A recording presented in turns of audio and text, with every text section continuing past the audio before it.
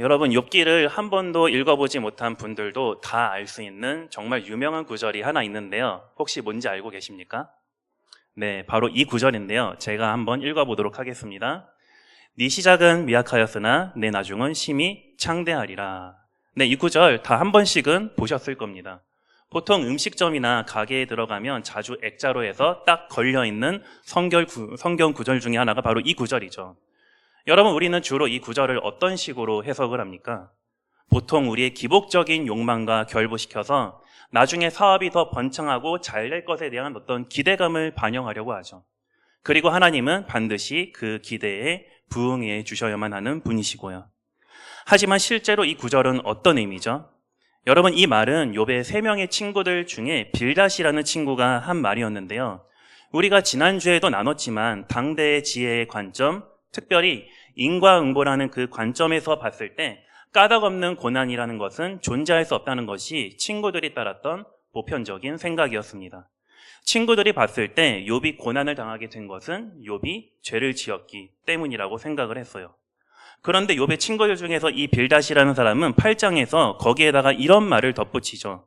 욥, 너의 자녀들이 그런 재앙을 당하게 된 것은 너의 자녀들이 하나님께 죄를 지었기 때문이야 라고 말이죠. 굉장히 선 넘는 얘기죠. 바로 그 맥락에서 네 시작은 미약하였으나 내 나중은 심히 창대하리라 라고 말한 겁니다. 즉, 욥, 자네가 지금은 죄를 지어서 그런 고난을 당하게 된 거지만 이제라도 자네가 하나님을 찾고 회개한다면 하나님이 다시 당신을 회복시켜 주실 거야. 이런 뜻으로 얘기한 겁니다. 우리는 이 구절을 액자에다가 딱 걸어놓고 우리의 먹고 사니즘에 대한 문제를, 그런 기대를 하나님께 걸지만 사실은 빌닷이 욥을 정죄하기 위해서 사용했던 끔찍한 말이었던 것입니다. 여러분, 이 구절 말고도 욥기에서 또 자주 오해되는 유명한 구절이 있습니다. 바로 23장 10절 말씀인데요. 그 구절도 제가 한번 읽도록 하겠습니다. 그러나 내가 가는 길을 그가 아시나니 그가 나를 단련하신 후에는 내가 순금같이 되어 나오리라. 네, 여러분, 이 구절 아시죠? 찬양으로도 있는 너무나도 유명한 구절이죠. 우리는 이 구절을 주로 어떤 식으로 해석을 합니까? 이 말은 지금 욥이 하고 있는 말인데요. 전통적으로 많은 해석자들은 욥기의 이 구절을 대부분 이런 식으로 해석을 해왔습니다. 욥이 고난이라는 훈련, 즉 연단의 과정을 잘 거치고 이겨내서 승군과 같은 믿음의 사람으로 변화되었다고 해석을 합니다. 즉, 욥이 고난을 당하기 이전에는 불순물이 잔뜩 낀 금과 같았는데 마치 금을 두드리는 이 연단의 과정을 거쳐서 순도가 높은 금이 만들어지듯이 욥의 믿음도 이 고난을 잘 이겨내서 정결한 믿음으로 변화되었다고 이야기를 하는 겁니다. 그런데 여러분, 정말 과연 그럴까요? 우리는 주로 고난이라는 이 주제를 떠올리면 뭔가 주인공이 그 고난을 통해서 깨달음을 얻거나 성장하는 성장 드라마처럼 읽어내려가려는 경향이 있습니다. 하지만 사실 그것은 욥기가 말하는 내용과 전혀 상관이 없습니다. 오히려 우리가 읽고 있는 이 세번역 성경이 이 구절을 좀 더 문맥에 맞게 적절하게 번역하고 있는데요. 다 같이 23장 10절 말씀을 읽어보도록 하겠습니다. 읽겠습니다. 시작.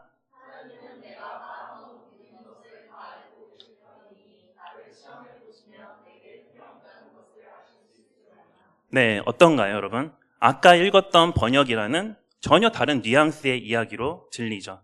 욥이 지금 뭐라고 말합니까? 하나님은 내 작은 행동 하나하나도 다 알고 계시는 분이시다. 그렇기 때문에 그분이 나를 샅샅이 다 조사해 보신다면 내게는 아무런 흠이 없다는 것을, 즉 죄를 짓지 않았다는 것을 친구들은 몰라도 하나님은 아실 텐데 라고 얘기한 겁니다. 즉 자신은 무죄하지만 하나님이 갑작스럽게 자신에게 고난을 주셨다는 것입니다. 여러분, 우리가 잠깐 욥기 안에서 자주 오해돼서 잘못 해석되는 유명한 두 구절에 대해서 살펴봤습니다. 여러분, 어떻습니까? 공통적으로 어떤 모습이 발견되죠? 우리는 이 두 예시를 통해서 우리가 얼마나 본문의 맥락과는 전혀 상관없이 아무런 노력도 들이려고 하지 않고 우리가 각자 가지고 있는 생각과 욕망을 담아서 하나님 말씀을 우리 자신에게 유리한 식으로 얼른 해석해내려고 하는 사실을 알 수 있습니다. 그렇지 않나요, 여러분? 그런데 우리는 왜 우리에게는 하나님의 말씀을 주의 깊게 해석하지 않고 얼른 정답을 내리려고 하는 욕구가 있을까요? 그것은 사실 우리가 가지고 있는 하나님에 대한 심상들, 어떤 이미지들이 우리의 실존적인 문제와 관련이 있기 때문에 그렇습니다. 우리가 실제로 경험하듯이 우리 삶에는 예측할 수 없고 통제 불가능한 일들이 수없이 일어납니다. 그래서 우리는 우리 인생 가운데 찾아오는 이 실존적인 문제들을 해결하기 위해서 누구를 찾냐면 하나님을 찾게 됩니다. 그분이 우리에게 당장 어떠한 해결책이나 정답을 주시리라는 그런 기대감을 가지고 말이죠. 그래서 우리는 우리에게 어떤 일이 벌어졌을 때 그 일이 왜 일어났는가, 그 이유에 대해서 먼저 찾고요. 그리고 나서 그 문제를 해결하기 위한 정답을 찾으려고 합니다. 그런데 특별히 욥기는 여러분 어떤 주제를 다루고 있습니까? 바로 고난이라는 주제를 다루고 있습니다. 우리의 대다수는 이 욥기를 읽어 내려가면서 욥이 당한 고난에 대한 이 해답을 빨리 찾아내고 싶은 마음이 들게 됩니다. 왜냐하면 이것은 욥 단지 한 사람의 문제만이 아니고요. 욥기를 읽는 우리의 실존적인 문제와도 결부되어 있기 때문입니다. 우리는 과연 우리에게 찾아오는 고난에 대해서 어떻게 해석해야 되고 또 어떻게 그 문제를 해결해야 될까요? 오늘 그 부분에 대한 이야기를 같이 한번 나눠보고자 합니다. 여러분, 우리는 지난주에 욥이라는 인물이 하나님의 말씀대로 정말 정직하게 살았던 당대의 지혜자이자 의인이라는 사실을 확인했습니다. 하지만 인간이 다다를 수 없고 알 수도 없는 저 천상에서 일어난 일들로 인해서 욥에게 한순간에 까닭없는 고난이 찾아오게 되었죠. 그 천상에서 여러분 무슨 일이 일어났습니까? 사탄이 하나님께 욥이 정말로 아무 까닭 없이 하나님을 사랑해서 지혜자의 삶을 산 것인지 욥의 신앙의 동기에 의문을 제기하죠. 그러면서 하나님이 욥에게 주신 그 수많은 축복들을 다 제거해 버리신다면 욥이 더 이상 하나님을 찾을 이유를 잃게 돼서 하나님을 분명히 등지고 욕하고 떠나게 될 것이다라고 고발을 합니다. 그래서 욥은 두 차례 큰 고난을 맞이하게 되는데요. 우리가 1장에서는 어떤 것을 봤었죠? 동시다발적으로 욥의 모든 재산들이 다 사라지게 됩니다. 그리고 2장에서는 온몸에 악성 종기가 나게 되면서 생명의 위협을 느끼게 돼요. 여러분, 이 모든 심각한 고난을 당하게 된 욥은 과연 사탄이 장담했던 대로 하나님을 등지고 욕했을까요? 그 모든 고난을 겪은 욥이 2장 10절에서 이렇게 말하고 있는데요. 함께 읽어보도록 하겠습니다. 읽겠습니다. 시작.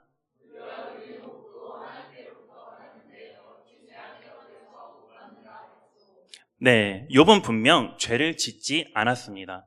그럼에도 불구하고 욥은 자신이 복을 하나님께로부터 받듯이 재앙도 그분으로부터 받을 수 있다고 고백합니다.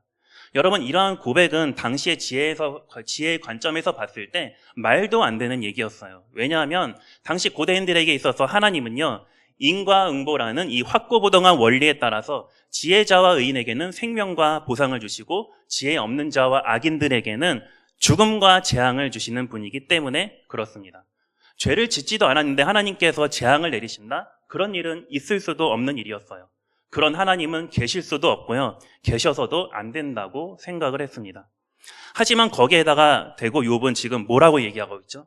바로 그런 하나님이 계시다라고 얘기하고 있습니다. 사람이 어떤 선한 행위를 했다거나 의로운 일을 했는지와는 전혀 상관없이 하나님 자신의 주권을 따라서 축복을 주실 수 있는 그 하나님이 역시 동일하게 고난도 주실 수 있다는 것입니다. 여러분, 우리는 욥기를 읽으면서 욥의 이와 같은 고백이 참으로 대단하고 멋지다, 이런 생각이 들 겁니다. 하지만 동시에 어쩌면 우리는요, 이렇게 고백하는 욥의 입을 틀어막고 싶어 할지도 모릅니다. 무슨 얘기냐고요? 여러분, 어느 누군들 고난을 당하고 싶어 하는 사람이 있겠습니까? 하나님이 주시는 축복을 마음껏 누리고 싶고 그로 인해서 우리 삶이 안정적이었으면 하는 마음이 누구나 다 있는 것이죠. 그런데 욥의 고백대로 하나님이 자기 주권대로, 자기 마음대로 우리에게 고난을 주실 수도 있다. 이게 우리를 너무 불편하게 만듭니다. 그런 하나님을 인정하고 싶지 않고요. 그런 분이 안 계셨으면 좋겠습니다. 그래서 우리는 알게 모르게요, 욥의 친구들처럼 행동을 해요. 욥의 친구들은 철저하게 자신들의 이 행동 반경 안에서만 하나님이 계시고 일하시도록 하나님을 가두어 버립니다. 욥의 친구들 중에 한 명인 엘리바사라는 사람이 4장 7절 8절에서 이렇게 얘기하는데요. 함께 읽어보도록 하겠습니다. 시작.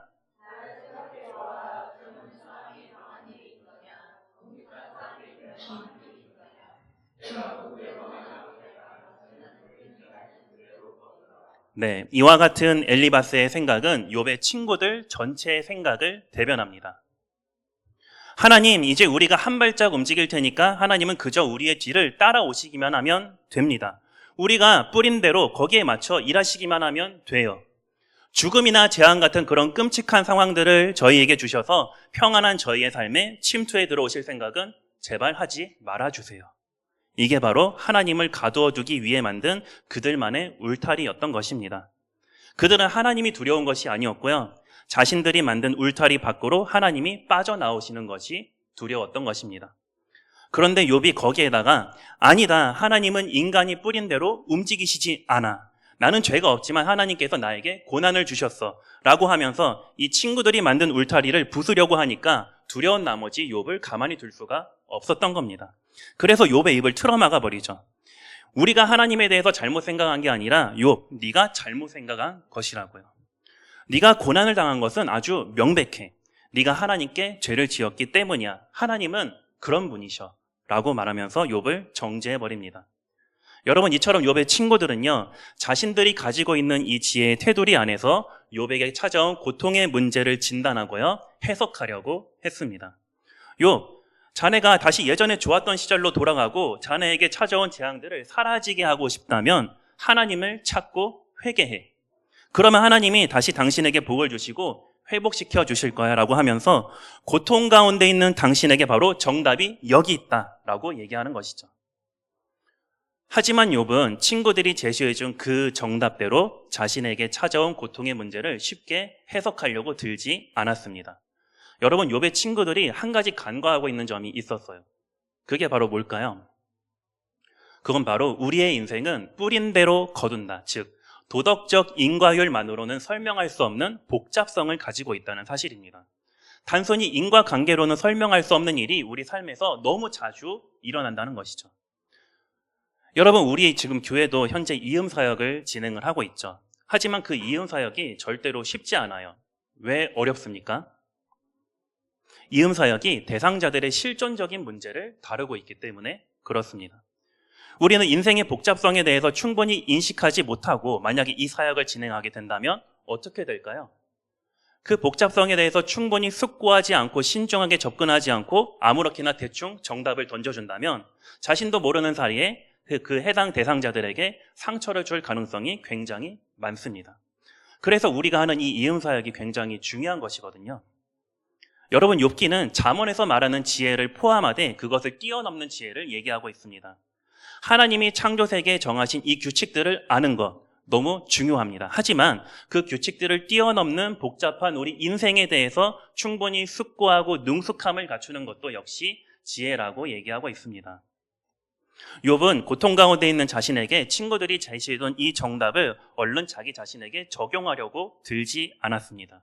왜냐하면 자기가 죄를 짓지 않았다는 사실도 명백했고요. 그런 자신에게 하나님이 고난을 주셨다는 사실 역시 명백했기 때문입니다. 친구들은 욥이 다시 하나님을 찾으면 그가 겪고 있는 이 고통의 현실을 수정할 수 있다고 얘기합니다. 하지만 욥은 자신에게 찾아온 그 고통의 문제를 자신이 어떻게 바꿔볼 수 없다는 사실을 너무나도 잘 알고 있었습니다. 그가 할 수 있었던 것은 사실상 아무것도 없었어요. 그래서 욥은 9장 15절에서 자기가 할 수 있는 유일한 것을 한 가지 이야기합니다. 함께 읽어보도록 하겠습니다. 읽겠습니다. 시작.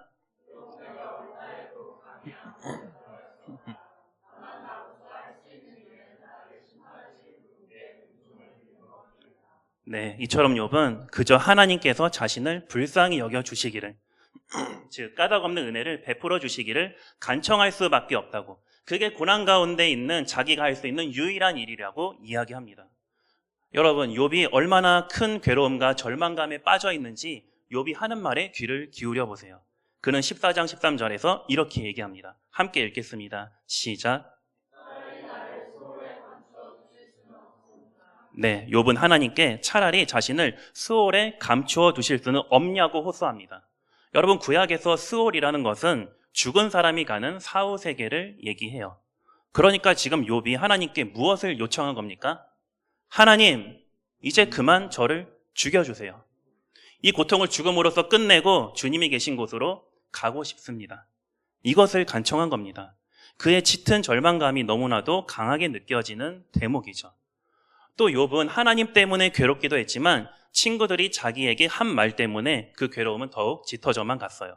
16장 2절에서 친구들을 향해서 욥이 이렇게 얘기하죠. 함께 읽겠습니다. 시작.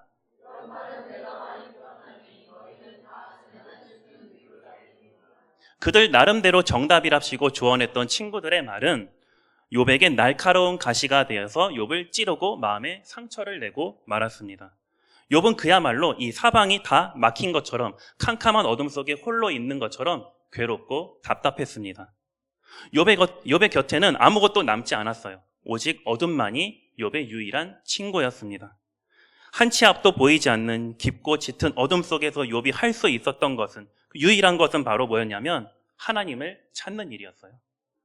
그는 16장 19절 20절에서 이렇게 절규하며 호소하는데요. 함께 읽겠습니다. 시작.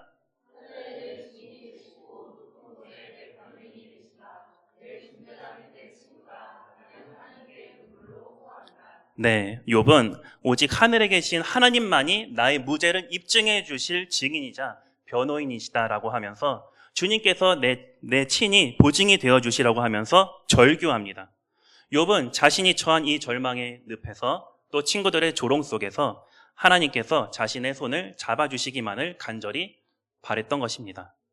네, 여러분, 이런 식으로 욥기 내에서 나는 무죄하지만 하나님께서 나에게 고난을 주셨어라는 욥의 주장과 아니야, 네가 죄를 지었기 때문에 고난이 찾아왔어라는 친구의 주장이 번갈아 나오면서 욥기 31장까지 첨예하게 대립합니다.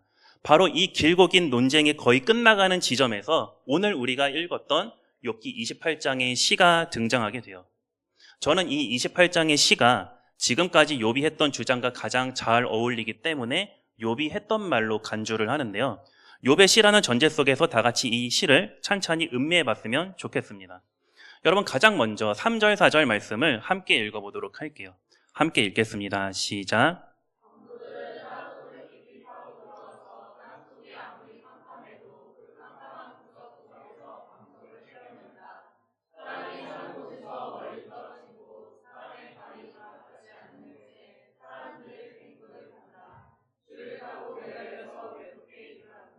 네, 여러분, 이 시가 묘사하고 있는 심상, 그 이미지를 한번 머릿속에 떠올려 보셨으면 좋겠어요. 지금 시인은 무엇을 묘사하고 있습니까? 광산의 이미지가 저는 떠오르는데요. 그곳은 사람들이 사는 곳에서 멀리 떨어진 땅속 깊은 곳에 있는 신비로운 곳으로 묘사가 돼요. 그런데 거기서 사람들은 아무리 땅속 깊은 어둡고 캄캄한 곳이라고 할지라도 어떻게 해서든 그 광석을 캐낸다고 합니다. 갱도를 파고 이 광석을 캐내는 작업은 당연히 결코 쉬운 작업이 아니겠죠. 접근하는 것조차도 쉽지 않고요. 또 수많은 위험을 감수해야만 합니다. 하지만 사람들은 그 일을 어떻게 해서든 하려고 한다고 해요. 왜 이렇게까지 하려고 할까요? 그 이유에 대해서 다 같이 9절에서 11절 말씀을 한번 읽어보도록 할 건데요. 함께 읽도록 하겠습니다. 시작.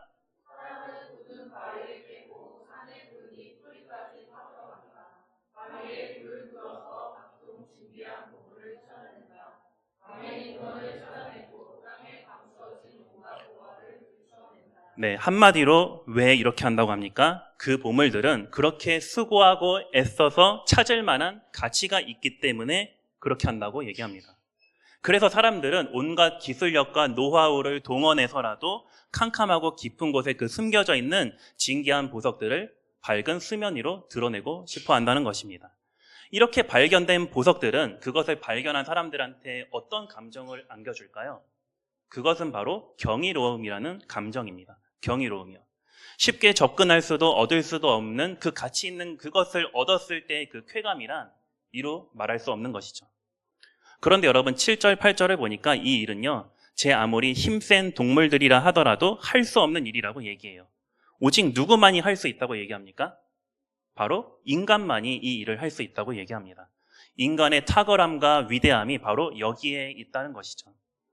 그런데 여러분, 시인은요, 그 대단한 인간들마저도 온갖 기술력과 노하우를 동원한다고 할지라도 결코 발견할 수 없는 한 가지가 있다고 얘기하는데요. 다 같이 12절, 13절 말씀을 읽어보도록 하겠습니다. 읽겠습니다. 시작.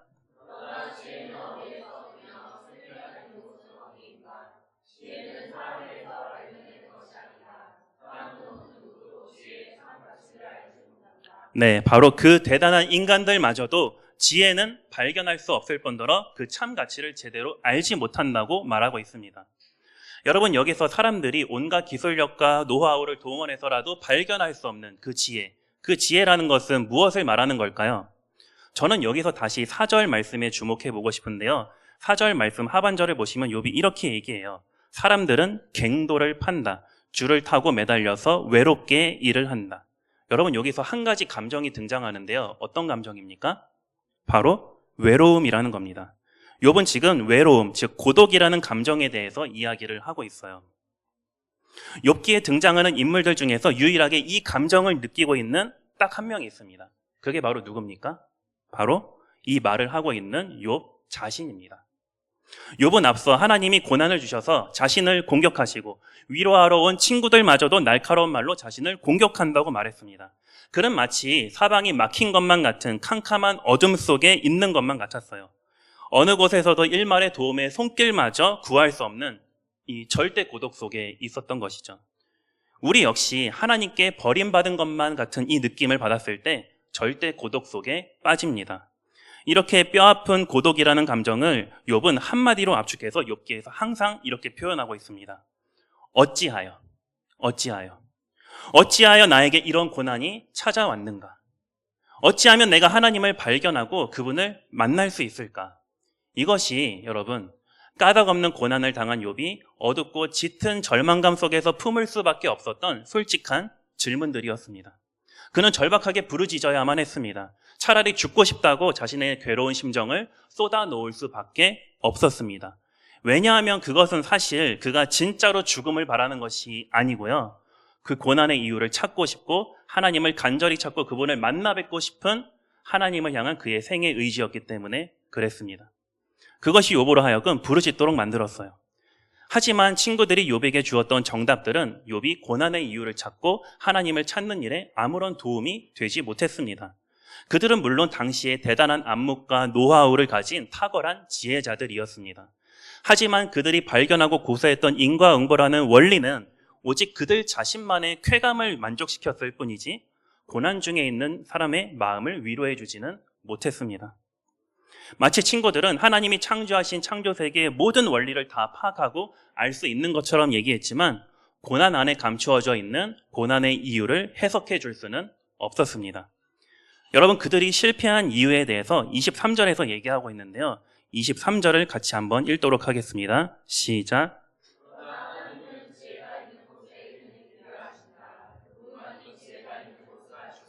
네, 여러분, 우리가 다시 욥기 1장으로 돌아가 본다면 하나님은 고난의 이유를 어디에다 감추어 두셨습니까? 바로 저 천상이라는 공간에 감추어 두셨습니다. 그것은 욥이나 욥의 친구들이 다다를 수도 없고 알 수도 없는 세계입니다. 그렇기 때문에 친구들의 어떤 인간적인 노하우 따위들 가지고는요, 고난을 포함한 인생의 복잡성에 대해서 함부로 해석하고 정답을 내줄 수 없었던 것입니다.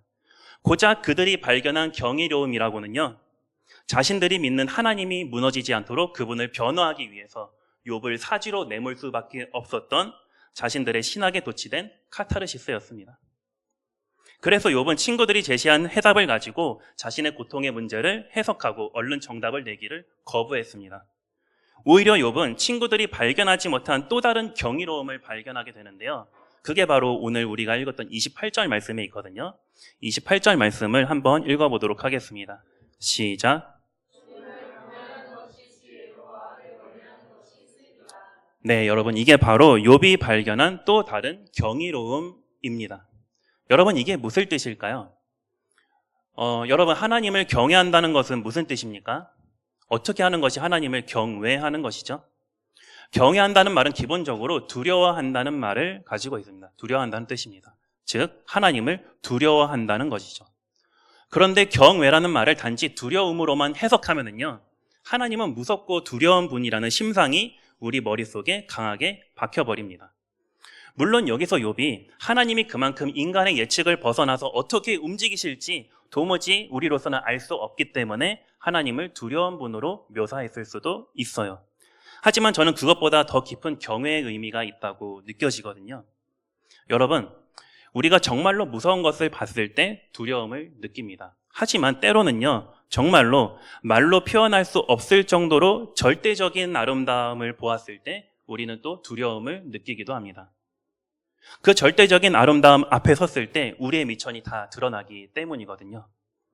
여러분, 그동안 욥이 일관되게 무엇을 구해왔는지 유심히 한번 살펴보십시오.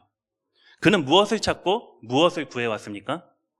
그는 친구들이 했던 방식처럼 어떤 철학적인 대답이나 실천적인 지혜를 구해서 자신의 고난을 해석하려고 들지 않았습니다. 그는 한결같이 무엇을 찾았습니까? 바로 하나님 한 분만을 찾았고 하나님 한 분만을 구했습니다. 여러분, 욥이 느꼈던 절대 고독이나 절망감, 이 상실감이라는 복합적인 감정은 근본적으로 무엇 때문이냐면 하나님의 부재로 인한 것이었습니다. 그는 친구들이 제시했던 어떤 실천적인 지혜, 해결책을 필요로 한 게 아니었어요. 그런 것은 이미 욥도 다 알고 있는 지혜였습니다. 무지함에도 고난을 당한 욥 자신에게는 더군다나 적용될 수 없는 지혜였습니다. 그가 정말로 간절히 필요로 했던 것은 무엇이었냐면 자신의 억울함을 아시고 자신의 무지함을 다 알아주시며 그 가운데서 여전히 자신을 사랑하시는 하나님의 임재였습니다. 여전히 암울하고 고통스러운 상황은 변하지 않았고 흑암만이 유일한 친구입니다. 하지만 그 짙고 어두운 현실 속에서 탄식함으로써 하나님을 더듬어서 찾아가는 정말 죽고 싶을 만큼 괴롭고 고통스러운 이 여정의 끝에 여전히 내 곁에 계셔서 나를 사랑하시는 그 하나님의 사랑을 우리가 마주할 수 있다면 우리는 경이로움을 느끼고 그 사랑에 경탄하게 될 것입니다. 네, 여러분, 이것이 바로 욥기가 우리에게 말하고 있는 하나님을 경외한다는 것의 의미입니다. 인간의 경험이나 기술력으로는 도무지 캐낼 수 없는 하나님의 아름다움을 영원히 우리와 함께 하신다는 변하지 않는 그분의 약속의 기초에서 우리는 캐낼 수가 있는 것입니다. 이처럼 짙은 어둠 속에서라도 그것이 설령 자신의 한숨과 절망과 괴로움과 원망을 쏟아놓는 바로 그 자리라고 할지라도 그 사람이 하나님과 그분의 사랑을 간절하게 찾고 있다면 그 사람이야말로 진정한 지혜자라고 욥기는 얘기하고 있는 것입니다. 여러분, 인간의 위대함이 바로 여기에 있는 것입니다. 하나님을 찾고 그분의 사랑을, 그분의 아름다움을 갈망하며 발견하는 것 말이죠. 여러분, 그렇다면 누가 정말로 하나님을 찾는 자입니까? 욥입니까? 아니면 욥의 친구들입니까? 욥의 친구들은 지금껏 욥에게 하나님을 간절히 찾고 회개하면 하나님이 다시 너에게 복 주실 것이라고 말했습니다. 하지만 그들의 입술에는 욥을 정죄하기 위한 하나님에 대한 신앙적인 수사들만 있었을 뿐이지 정작 하나님을 찾은 적은 단 한 번도 없었습니다. 유일하게 욥 한 사람만이 하나님을 찾는 진정한 지혜자였던 것입니다. 혹시 우리들 중에 지금 깊은 어둠의 때를 지나고 있는 분들이 계십니까? 짙은 그 어둠의 그림자가 여러분의 삶에 드리워져서 그것이 여러분을 잠식해가는 것 같습니까? 그렇다면 여기 그런 어둠의 때에 하나님을 간절히 찾았던 진정한 지혜자이신 예수님께 주목해 보시기 바랍니다. 마태복음 27장을 보면 사람들이 예수님을 십자가에 못 박고 조롱하는 장면이 등장합니다. 그때 사람들이 예수님께 이렇게 얘기합니다. 제가 한번 읽어볼게요. 마태복음 27장 43절입니다.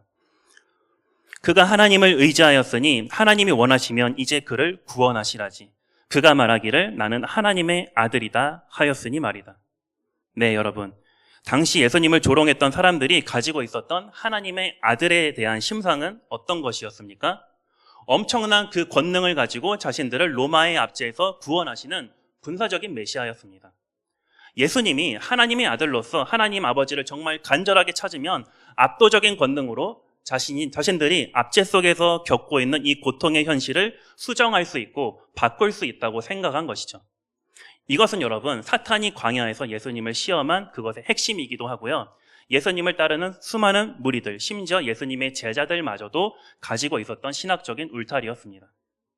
이처럼 저 천상에 감추어진 고난에 대한 그 깊은 지혜를 알지 못하는 인간들은 하나님의 아들로서 우리에게 아무 문제 없는 윤택하고 안정적인 삶을 가져다 달라고 정답지를 주님께 제시합니다. 하지만 예수님은 자신이 몸소 겪으셔야만 했던 그 고난의 현실을 바꿀 수 없음을 너무나도 잘 알고 계셨습니다. 그래서 예수님은 자신의 고난을 사람들이 제시한 그 정답으로 해석하기를 거부하셨고 도리어 하나님 아버지도 사람들로 다 떠난 그 절대 고독 속에서 십자가를 지시며 하나님을 간절히 찾으셨습니다. 이렇게 절규하면서 말이죠. 나의 하나님, 어찌하여 나를 버리셨습니까? 이처럼 예수님은 하나님 아버지의 침묵을 느끼시고 절규하셨습니다. 사람들의 시선으로 봤을 땐 너무나도 절망스러운 순간이죠. 하지만 여기에 반전이 있습니다, 여러분. 예수님께서 느끼셨던 그 깊은 어둠과 침묵은 곧 하나님의 부재를 의미하지 않았습니다. 왜냐하면 어둠 속에서 계셨던 그가 다시 살아나셨기 때문입니다. 부활하신 예수님은 제자들에게 나타나시고 마태복음 28장 20절에서 이렇게 말씀하시죠. 함께 읽도록 하겠습니다. 시작.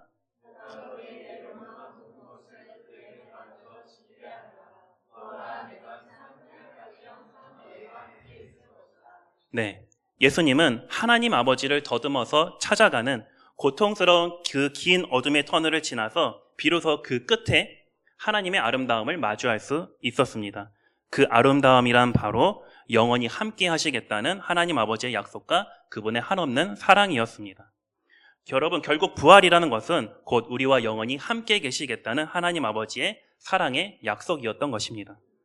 예수님께서 제자들에게 영원히 함께 있겠다고 약속하실 수 있었던 것은요, 그분이 먼저 어둠 속에서 하나님의 영원한 임재를 발견했기 때문이고요. 그 사랑의 경이로움에 대한 넘치는 기쁨과 환희 때문에 제자들을 하나님의 영원한 임재와 사랑으로 초대할 수 있었던 것입니다. 네, 여러분, 이제 말씀을 마치려고 해요. 오늘날 현대인들의 불안과 스트레스의 문제를 자주 다루는 그런 교양 서적들을 보면요, 그들은 하나같이 이렇게 조언합니다. 인생에 대해서 너무 깊게 생각하지 말고 불안과 스트레스를 평안으로 바꿔줄, 즐거움을 안겨줄 다양한 경험들을 찾아보라고요. 하지만 우리는 알고 있습니다. 그러한 방법들은 잠깐의 안정감과 즐거움을 안겨주는 일시적인 진통제에 불과하다고요. 그 효과들이 사라지면 다시 우리 삶에 드리워진 이 짙은 그림자가 우리 마음을 잠식하고 집어 삼킬 겁니다. 그러면 우리는 어떻게 해야 될까요? 마지막으로 시편 42편 5절 말씀을 같이 한번 읽어보도록 할게요. 함께 읽겠습니다. 시작.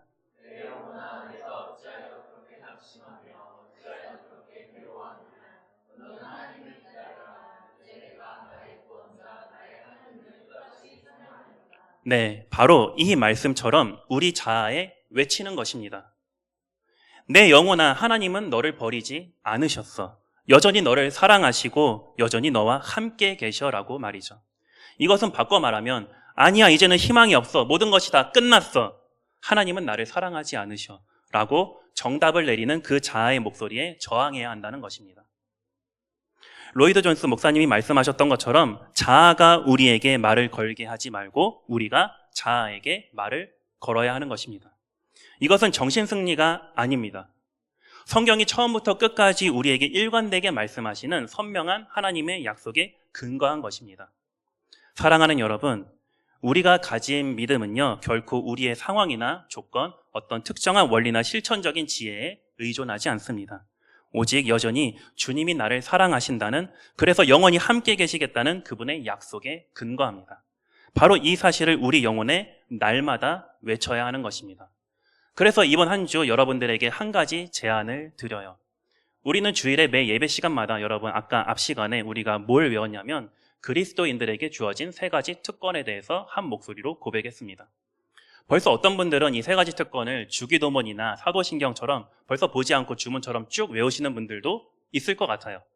하지만 그렇게 하지 말고 한번 여러분의 영혼에 이 사실들을 담대하게 정말 진심을 담아서 외쳐보셨으면 좋겠어요. 하나님이 우리를 그리스도 안에서 받아들이셨습니다. 이제는 하나님이 우리의 모든 죄를 용서하시고 우리를 용납해 주셨기 때문에 더 이상 우리에게는 정죄함이 없습니다. 우리는 그리스도 안에서 특별한 존재입니다. 하나님은 우리를 세상의 기준을 따라서 보지 않으시고 따뜻한 사랑의 시선으로 우리를 보십니다. 그래서 우리는 더 이상 하나님의 사랑을 의심하지 않습니다. 우리는 그리스도 안에서 새로운 가족 공동체에 속했습니다. 하나님을 한 아버지로 모시는 형제 자매들 가운데 하나님이 영원히 함께 하신다고 약속하셨습니다. 그렇기 때문에 우리는 더 이상 주님의 영원한 임재를 의심하지 않습니다. 우리 그렇게 하나님을 갈망하며 하나님을 찾읍시다. 부디 고통과 괴로움이라는 긴 어둠의 터널 끝에 당신을 기다리고 있는 하나님의 아름다움을 마주하고 그 사랑에 경탄하고 기뻐하는 우리 모두가 되기를 주님의 이름으로 간절히 축원합니다.